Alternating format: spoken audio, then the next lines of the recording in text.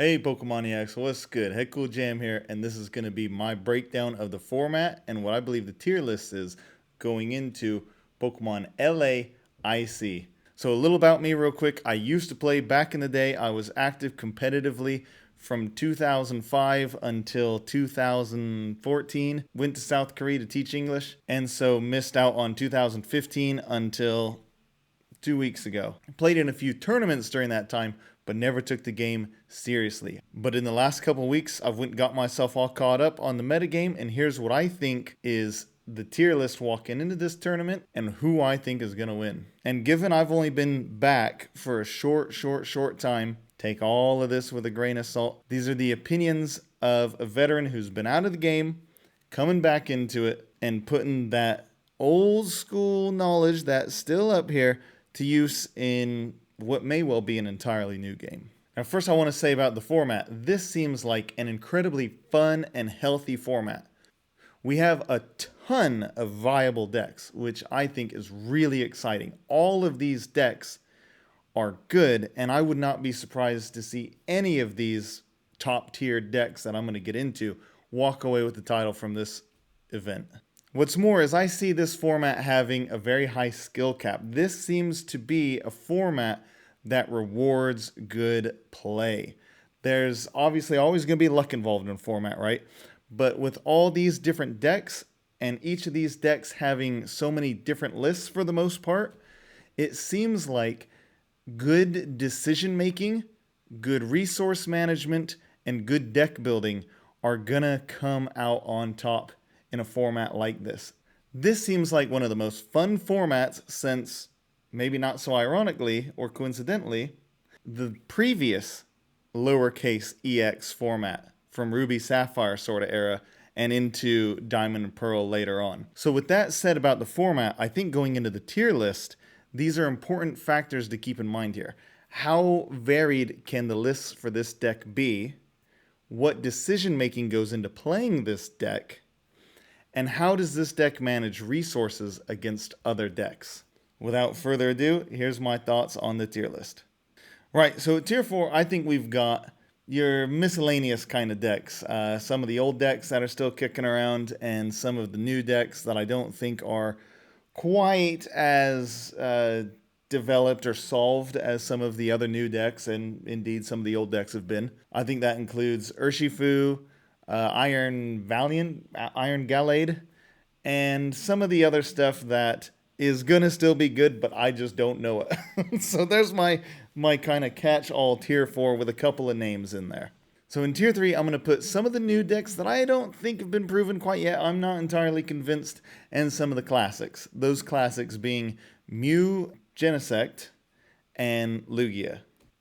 Right, I think these two decks are still good, but I think they have a lot to work against with some of the other better, I think, newer decks. One thing that they do have on their side is players who play them know how to play them well. They've been playing them all season, all last year, the year before. People who play these decks know how to play these decks. They're walking in with a lot of experience. Now I've got two hot takes here, and I think one of them is that Roaring Moon I'm putting in tier 3. Now that doesn't mean I don't think Roaring Moon has a chance to win this. I think it very well could. I just don't feel, I'm not convinced yet, is all. From my extremely limited testing, Roaring Moon seems like it sacrifices a lot to get what a lot of other decks get easier. And I think that counter KOing the Roaring Moons is just too easy for a lot of these decks, resulting in a situation where maybe Roaring Moon kind of loses that prize trade-off. I think for Roaring Moon to win this event, it has to be a consistent list in a way that the other decks aren't quite pressured into maximizing that consistency. Whether it's a slow, grindy, control-y sort of list or a super mega aggressive list, I think both of those could work. I think the key for Roaring Moon is how consistently can you get these big attacks off every single turn on the targets you want to target. Okay, and then in tier 2, I've got Chien-Pao, Charizard, Gardevoir, and Miraidon. If you get the right kind of start with these decks, and I don't think this kind of start is hard to get, you're gonna explode. Your attacking options, your utility options all work well together. Now, this is important for all the decks in this event, but I think especially for these tier 2 decks I've got here. A confidence in your list, a confidence in your familiarity with the deck and your decision making, and therefore how you're managing those resources. That's what's going to separate the people who move to the top tables from the people who are maybe on the bubble. If someone really familiar with a very strong list walks into this tournament with one of these decks, I think they have a great shot of taking the title home. And to me, that is a really exciting place to be in a tournament. Right, and for Tier 1, I've got Lost Box, Giratina. I know they're kind of similar. They're also quite separate, different. I think the Lost Box with like Raikou, Dragonite, maybe even Iron Hands, attacking like offensively with the Greninja as a big part of the strategy.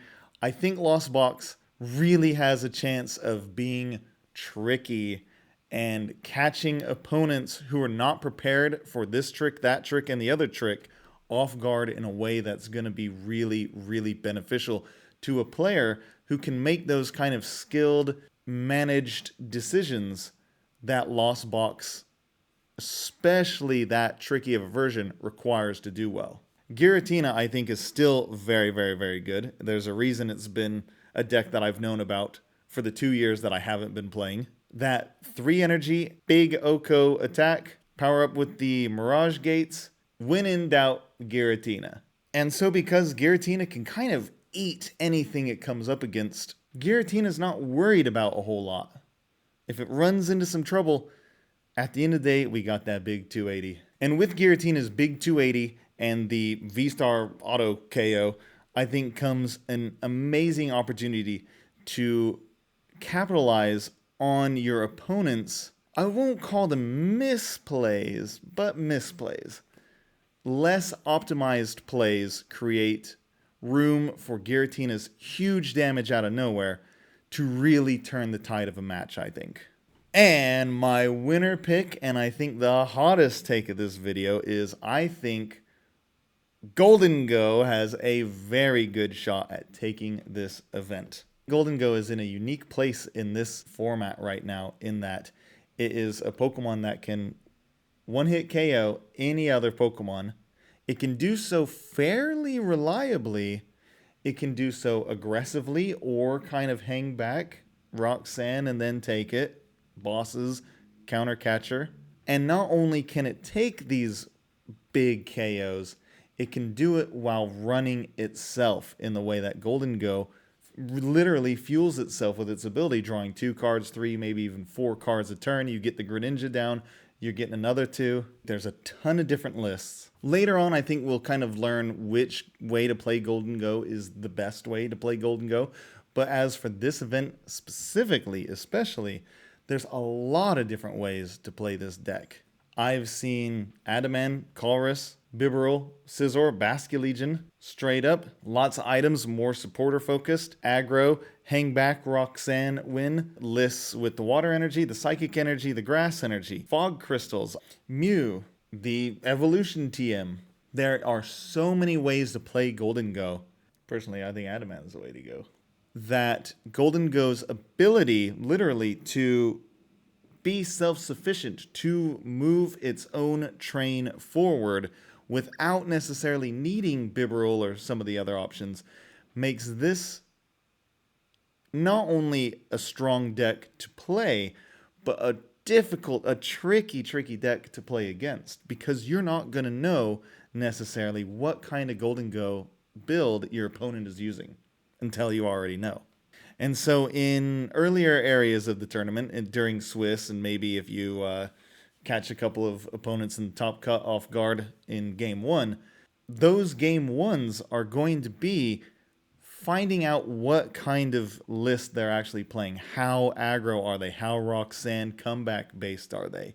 What's the Scizor count? What other tricks do they have here?